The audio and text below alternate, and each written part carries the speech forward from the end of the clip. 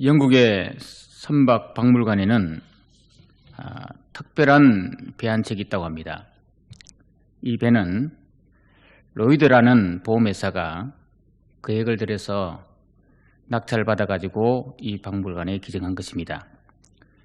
1894년도에 첫 출항을 했는데 이 배가 대서양을 건너는 동안에 116번의 암초와 충돌했고 138번의 빙산과 부딪혔으며 13차례의 화재를 겪었고 또 폭풍을 만나서 돛대가 207번이나 부러졌다고 합니다. 그럼에도 불구하고 이 배는 끊임없는 사고 상처투성이이지만 이 배는 거센 파도를 견디면서 침몰하지 않았습니다. 오히려 자신감 넘치는 거인처럼 주어진 임무를 잘 완수했습니다. 이 배를 관람한 사람들에게 관람 방명록의 기록을 보니까 이런 글자가 제일 많았습니다. 파도를 만나보지 못한 배는 없다. 인생이라는 바다에 역시 온전하기만 했던 배는 없다. 라는 글이었습니다. 세상은 바다와 같습니다. 세상은 항해하는 인생과 같습니다. 우리 인생은 삶을 살아가면서 거친 파도를 헤칠 때가 참 많습니다. 지금 이 시간도 우리는 우리 부산과 또 우리나라 전역에 특별히 대구에는 전 세계적으로 전례를 겪을 수 없는 그런 바이러스로 인해서 풍랑을 만나고 있습니다. 사실 무섭습니다. 두렵습니다. 그러나 우리는 무섭고 두렵다고 해서 거기에 머물러 있어서는 안 됩니다. 오히려 당당히 이 바이러스와 싸워 맞서야 된다라고 하는 것입니다. 사람은 누구나 다 순풍에 돛단 듯 인생을 살아가기를 원합니다. 그러나 세상은 정말 무정합니다. 공평하지 않습니다. 우리의 바람을 아예 꺾어버립니다. 파도를 만나서. 그런데 어떤 지역은 더 많은 파도를 만나고 어떤 지역은 좀 나은 것도 있습니다만은 그러나 파도와 풍랑을 만나는 것은 매일 마찬가지입니다. 그러나 그런 파도와 풍랑을 만날 때 우리 인생은 그러면 접어야 되느냐? 아닙니다. 우리 인생은 그런 파도 가운데서도 당당히 맞서 싸워야 한다라고 하는 것입니다. 오늘 본문의 말씀은 우리가 인생 파도를 만났을 때 어떻게 해야 될 것인가에 대해서 분명히 말씀해주고 있는 말씀입니다. 본문은 이스라엘 백성들이 홍해를 건너고 난 다음에 광야를 지났는데 수르 광야를 접었습니다. 수르 광야를 3일 걸어갔는데도 불구하고 그들에게는 마실 물이 없었습니다. 떼약볕만 있었습니다. 그들에게 쫓아오는 적들도 있었습니다. 이런 광야, 이런 풍랑 속에서 이스라엘 백성들이 또 모세가 해야 될 일이 뭐였겠습니까? 하나님은 왜 이스라엘 백성들에게 출애굽시키고는 이런 광야를 허락했을까요? 왜 우리 인생들에게 하나님께서 풍랑을 만나게 했을까요? 왜 우리 교회들이 예배도 정상적으로 드리지 못하는 이런 슬픈 현실을 만나게 했을까요? 분명히 거기에는 하나님의 또 다른 계획하심이 있는 줄 믿습니다. 그러면 왜 광야를 만나게 했는가? 첫째로는 우리 인생 광야 만날 때 하나님을 바라보라고 우리에게 광야를 허락했습니다. 복음서에 보면 괴로울 때 주님의 얼굴 보라 평화의 주를 바라보아라. 괴로울 때 주 바라보라 했습니다. 슬플 때 주님 바라보라 했습니다. 광야는 주님 만나는 곳입니다. 홍해 사건 이후에 이스라엘 백성들이 그렇게 덥고 목마르고 쫓기는 인생 살았지만 그렇지만 그 광야 속에서 하나님이 그들에게 원했었던 게 있다면 그것은 바로 하나님을 만나라, 하나님을 바라보라 라고 하는 것이었습니다.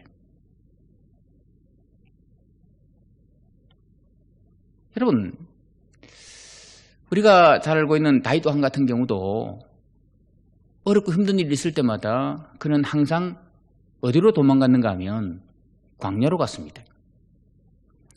이스라엘 예루살렘에서는요, 기드론 골짜기와 흰놈이 골짜기가 있습니다. 동쪽은 기드론 골짜기고 서쪽은 흰놈이 골짜기입니다. 서쪽으로 가면 푸르름이 있고 블레셋이 있는 땅입니다. 또 바다가 있습니다. 반면에 동쪽으로 가면 기드론 시내를 건너가면 유대 광야가 보입니다. 그러면 사람들이 어디로 도망가야 됩니까? 도망가기에는 제일 적절한 도망 장소는 나무가 있는 곳, 자기를 숨길 수 있는 그런 환경으로 가야 됩니다. 물이 있는 곳에 가야 됩니다. 그런데 다윗은 그런 숲이 있거나 물이 있거나 숨길 만한 은폐할 수 있는 그런 공간으로 도망가지 아니하고 다윗은 항상 기드론 시내를 건너갔습니다. 광야로 갔습니다. 왜요? 하나님 만나려고. 광야는 불뱀이 있습니다. 물이 없습니다. 사람도 없습니다. 적막합니다. 정갈이 있는 곳입니다. 맹수들이 있는 곳입니다. 아무도 도와줄 리가 없는 곳입니다. 왜 다윗이 그리 갔을까요? 우둔해서? 아닙니다. 다윗은 하나님만이 나의 반석, 나의 산성, 나의 구원이라고 하나님만 바라보기 위해서 다윗은 광야로 갔던 것입니다. 시편 107편에 보면 23절에 이렇게 말씀하고 있습니다. 107편 23절 말씀 보면 배들을 바다에 띄우며 큰 물에서 일하는 자는 배들을 바다에 띄우며 큰 물에서 일하는 자라고 했습니다. 이 큰 물에 일하는 사람은 23절 하반절에 뭐라 했는가 하면 여호와의 행하신 일들과 그의 기이한 일들을 바다에서 바라본다 그랬습니다. 28절 말씀 보면 이렇게 말씀하고 있습니다. 이에 그들의 고통 때문에 여호와께 부르짖으매 그가 그들의 고통에서 그들을 인도하여 내시고 라고 했습니다. 그리고 30절 말씀에는 소원의 항구로 인도하시는도다 라고 했습니다. 여호와께서 그들이 바라는 항구로 인도하시는도다 라고 했습니다. 무슨 말인가 하면 큰 배들을 바다에 띄우는 사람, 큰 물이 과거 성경에는 큰 물이라고 했습니다. 인생의 고난을 겪는 사람은 하나님의 기이한 일들을 바라본다 그랬습니다. 결국 뭔가 하면 고난은 하나님께서 왜 우리 인생에 고난을 주었는가 할 때 그 고난은 우리 인생에게 하나님을 바라보라고 하는 하나님의 메시지, 하나님의 신호였습니다. 여러분, 광야에서 하나님 만나는 인생이 얼마나 축복된 인생입니까? 광야 같은 오늘 우리의 현실 가운데서 세상 바라보고 두려워할 게 아니라 이럴 때 더욱더 하나님을 만나고 하나님을 바라보는 여러분 되기를 주님의 이름으로 축복합니다. 하나님께서 이스라엘 백성들을 왜 광야로 인도했습니까? 왜 이스라엘 백성들에게 풍랑을 만나게 했습니까? 두 번째로는 하나님의 사랑을 깨닫게 하기 위해서 광야로 인도했습니다. 사랑하는 자녀일수록 혹독한 훈련을 합니다. 독수리가 새끼를 훈련할 때 방법과 같습니다. 사랑하지 않으면 내버려 둡니다. 로마서 1장에 보면 그 상실한 마음대로 내어버려 두었다라고 표현하고 있습니다. 그렇기 때문에 고난을 준다는 것은 하나님께서 우리를 사랑한다라고 하는 증거이기도 합니다. 그러면 하나님은 얼마나 우리를 사랑하십니까? 요한복음 3장 16절에 보면 하나님이 세상을 이처럼 사랑하사 독생자를 주셨으니라고 했습니다. 하나님이 얼마나 우리를 사랑하시면 하나밖에 없는 독생자를 주기까지 우리를 사랑했을까요?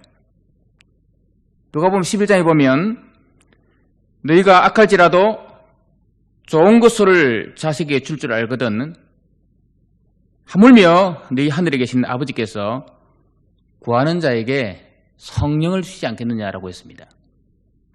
하나님은 우리를 사랑해서 독생자를 주시고 성령까지 보내주시겠다라고 말씀하고 있습니다. 그렇게 사랑하는 하나님께서 당신의 사랑하는 자녀들에게 고통을 줄 때는 그 고통 가운데 하나님의 사랑을 깨달으라라고 하는 그런 메시지가 포함되어 있습니다. 시편 107편 10절 말씀에 보면 이렇게 기록되어 있습니다. 사람이 흑암과 사망의 그들에 앉으며 공고와 쇠사슬의 매임은 우리가 흑암과 사망의 그늘에 앉았다 했습니다. 12절 말씀을 보면 이렇게 말씀하고 있습니다. 그러므로 그가 고통을 주어 그들의 마음을 겸손하게 하셨으니 고통 중에 하나님께서 우리에게 겸손한 마음을 주신다고 했습니다. 13절 말씀에는 이렇게 표현하고 있습니다. 이에 그들이 그 환난 중에 여호와께 부르짖으매 그들의 고통에서 구원하시되 14절에는 흑암과 사망의 그늘에서 인도하여 내시고 그들의 얽어맨 줄을 끊으셨도다. 여러분, 하나님께서 얼마나 우리를 사랑하시면 흑암과 사망, 공고, 쇠사슬 이렇게 매여 있는 이 고통 중에도 우리가 고난 중에 있다 할지라도 사랑하기 때문에 우리가 하나님 앞에 부르짖기만 하면 고통에서 구원해 주시고 사망의 그늘에서 흑암에서 우리를 인도해 내신다. 사랑해서 우리를 인도해 주신다라고 했습니다. 고통을 주신 하나님, 고난을 주신 하나님, 그것은 바로 하나님의 사랑해서 우리를 변화시키기 위한 하나님의 방법이다라고 하는 것입니다. 그러므로 고통은 하나님의 사랑을 체험할 수 있는 것입니다. 내 중심에서 하나님 중심으로, 내 생각에서 하나님 사고로 전환시키기 위한 하나님의 사랑의 방법이었습니다. 여러분, 이런 말이 있지 않습니까? 딸 셋을 키워봐야 엄마의 마음을 안다고. 딸 셋을 키워보면 너무 힘들 때, 그때 부르짖는 말이 엄마라고 할 때 비로소 엄마가 얼마나 나를 사랑했는지 그것을 안다고 하지 않습니까? 자녀 셋을 키워보다 보면 힘들 때 엄마의 사랑을 알고 있듯이 우리 인생이 힘들고 괴로울 때 바로 하나님이 얼마나 우리를 사랑했는지, 모나고 강팍한 심령인 우리들이 하나님을 떠나도, 하나님을 배반해도, 하나님을 얼마나 마음 아프게 해도 여전히 찾아오셔서 우리를 품어주시는 하나님, 고통 중에 있을 때 그때 비로소 우리는 그 하나님의 사랑을 깨닫게 되는 거 아니겠습니까? 사랑하는 성도 여러분, 우리는 고난 중에 있을 때 하나님의 사랑을 깨달아야 됩니다. 깨닫고 그냥 가만히 있는 게 아니라 우리의 삶이 주님을 향해서 더 닮아가는 삶으로 변화되어 가야 된다는 거예요.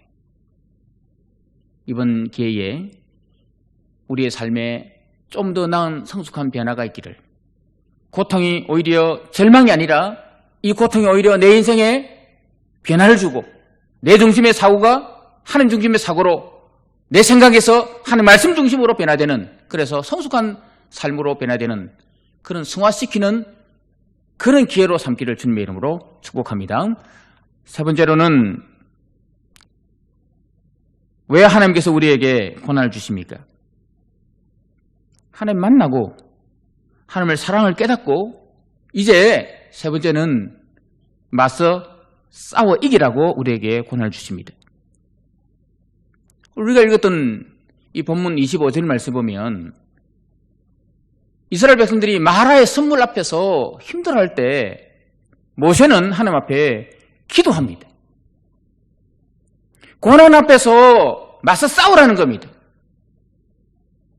고난 앞에서 기도하라는 겁니다. 출애굽기 17장 말씀에 보면 이렇게 기록되어 있습니다. 17장 11절 말씀해 보십시오.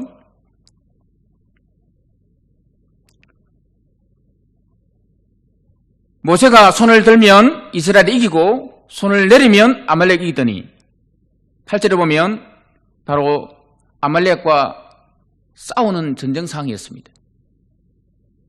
이스라엘 백성들이 가나안 땅을 향해서 걸어가고 있을 때 아말렉 사람들이 이스라엘 사람들을 공격해 왔습니다. 이스라엘 백성들은 군인이 아닙니다. 아말렉 사람들은 군인들입니다. 전쟁하면 군인과 평민이 싸우면 어병들도 군인이 아니기 때문에 이길 수 없습니다. 여러분, 공격할 때 먼저 싸움을 거는 사람이 힘이 있어 싸움을 걸지 힘없는 사람이 싸움을 걸겠습니까? 60만 명이나 되는 많은 사람들이 장정만 60만인데 있지만 그럼에도 불구하고 장정 60만 명과 싸워 이기려고 하는 아말렉이 있기 때문에 그들 앞에서 이스라엘 백성들이 얼마나 쫄았겠습니까? 두려워했겠습니까? 그렇지만 성경은 뭐라고 기록되어 있는가 하면 출애굽기 17장 12절 말씀에 이렇게 기록하고 있습니다. 모세의 팔이 피곤함에 그들이 돌을 가져다가 모세의 아래에 놓아 그가 그 위에 앉게 하시고 아론과 훌이 한 사람은 이쪽에서 한 사람은 저쪽에서 모세의 손을 붙들어 올렸더니 그 손이 해가 지도록 내려오지 아니한지라. 모세가 기도했고 아론과 훌이 좌우에서 기도에 동력을 해줬기 때문에 그래서 결국은 아말렉과 싸워 이기는 거 아니겠습니까? 물론 최전방에는 여호수아가 싸우고 있고 후방에는 모세가 손을 들고 혼자 든 게 아니라 아론과 훌이 같이 동력하며 기도할 때 그때 아말렉과 싸움에서 이기게 된 거 아니겠습니까? 오늘 우리는 코로나19라고 하는 이 엄청난 아말렉을 만났습니다. 엄청난 도전을 만났습니다. 넘어질 수도 있습니다. 좌절할 수도 있습니다. 그러나 하나님께서 왜 우리를 이 고난 가운데 두게 했습니까? 맞서 싸우라고. 하나님을 만나고 바라보고 하나님의 사랑을 깨달았다면 이제 우리는 하나님을 믿고 하나님의 이름으로 예수 이름으로 아말렉과 코로나와 싸워야 될 줄 믿습니다. 피한다고 되는 게 아닙니다. 마스크 쓰고 집에 꼭꼭 숨었다고 되는 게 아닙니다. 지금은 의료인들이 여호수아처럼 최전방에서 수고합니다. 후방에 있는 우리는 어떻게 됐습니까? 모세처럼 거룩한 손을 들고 또 아론과 훌처럼 동력해가면서 기도하는, 앞에서는 치료하고 뒤에서는 기도하고 전방에서는 치료하고 후방에서는 기도하는 이 아름다운 사역이 이루어질 때 그때 우리는 이 아말렉과 같은 광야와 같은 어려움을 우리는 극복하게 될 줄 믿습니다. 사랑하는 여러분, 지금은 기도할 때입니다. 지금은 특별히 기도해야 될 때입니다. 뒤로 물러설 때가 아닙니다. 주저앉을 때가 아닙니다. 근본에 다니엘 기도회에서 어제부터 21일간 특별 영상 기도회가 시작되었습니다.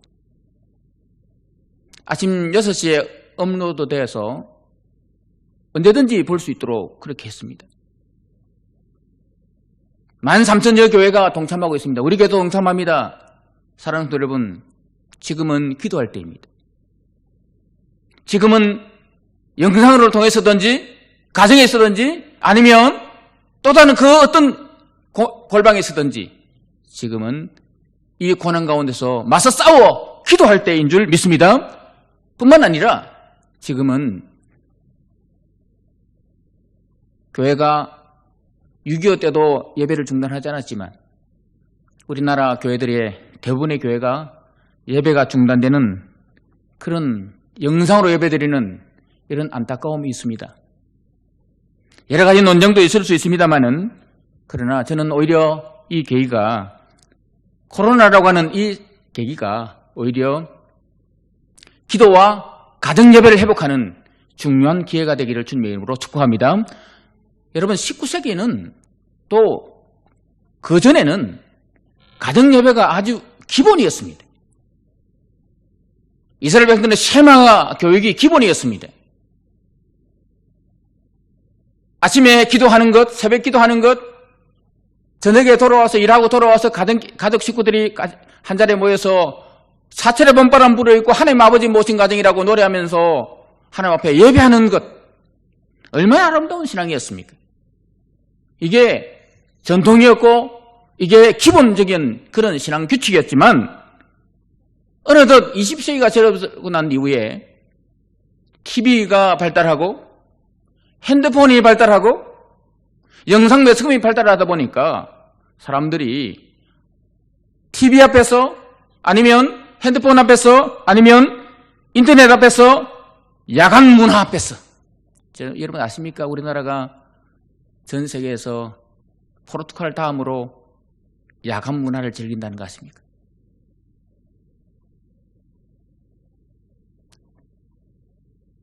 여러분, 이 코로나라고 하는 이 환경 가운데서도 지금 여전히 야간 문화가 발달되어 있지 않습니까?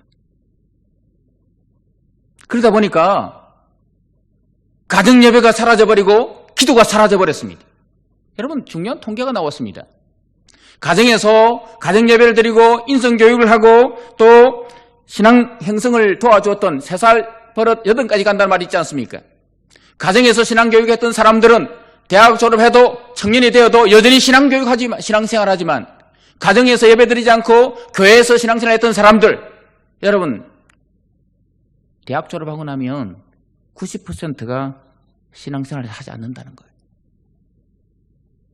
중고등부 학생들, 청년들 그렇게 대학부 학생들 그렇게 훈련시켜도 대학 졸업하고 나면 19명은 세상으로 가버리고 1명만 신앙생활 한다는 거예요.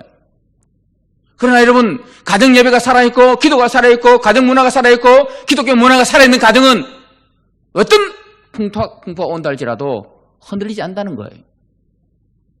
우리는 영상으로 예배드리는 이런 안타까운 현실을 접했지만, 그러나 오히려 이 기회가 가정에서 부모가 아빠가 아니면 엄마가 가정의 제사장이 되어서 영상으로 같이 이 영상을 보면서 같이 예배드리는, 그래서 가정 예배 회복의 공동체를 만들어 간다면 오히려 이것이 전화위복이 되는 줄 믿습니다. 사랑하는 여러분, 조금만 더 견디면 됩니다. 조금만 더 견디면 됩니다. 하나님의 사랑을 깨닫고 하나님을 바라보면서 고난과 맞서 싸우면서 조금만 더 견디면은 어떤 결과가 나올지 아십니까? 출애굽기 15장 27절 말씀입니다. 이렇게 말씀하고 있습니다. 우리 다 같이 말씀을 같이 읽겠습니다. 그들이 엘림에 이르니 거기에 물샘 12과 종이나무 이런 그루가 있는지라. 거기서 그들이 그 물 곁에 장막을 치니라. 우리 교회가 엘림교회인데, 여러분 마라에서 엘림 사이는 얼마 거리인 줄 아십니까? 마라에서 고통 중에 물 없어서 원망했던 그 중에 그 고통 중에서 있을 때 불과 엘림 사이 거리는 10km입니다. 10km. 반나절도 아닌 거리만 가도 엘림에 도착할 수 있는데 좌절할 이유가 있겠습니까?